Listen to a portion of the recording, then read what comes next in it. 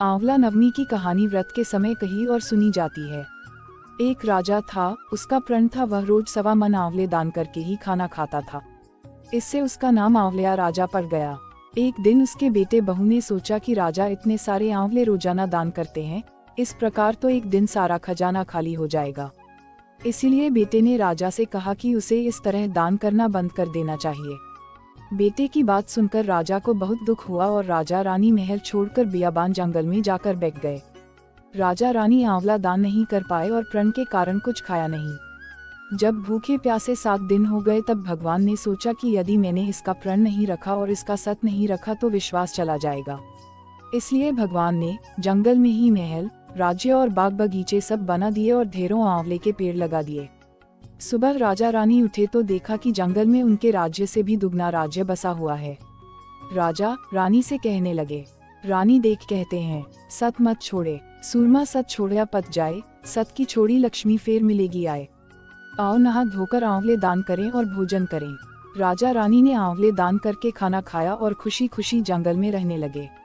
उधर आंवला देवता का अपमान करने व माता पिता से बुरा व्यवहार करने के कारण बहू बेटे के बुरे दिन आ गए।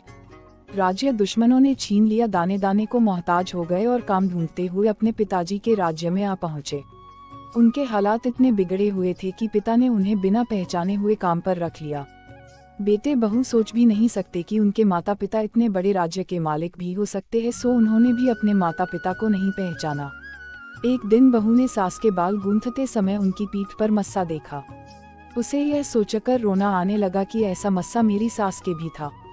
हमने ये सोचकर उन्हें आंवले दान करने से रोका था कि हमारा धन नष्ट हो जाएगा। आज वे लोग न जाने कहाँ होंगे। यह सोचकर बहू को रोना आने लगा और आंसू टपक टपक कर सास की पीठ पर गिरने लगे। रानी ने तुरंत पलटकर देखा और पूछा कि तू क्यों रो रही है। उसने बताया, आपकी पीठ जैसा मस्सा मेरी सास की पीठ पर भी था। हमने उन्हें आंवले दान करने से मना कर दिया था, इसलिए वे घर छोड़कर कहीं चले गए। तब रानी ने उन्हें पहचान लिया, सारा हाल पूछा और अपना हाल बताया। अपने बेटे बहू को समझाया कि दान करने से धन कम नहीं होता बल्कि बढ़ता है।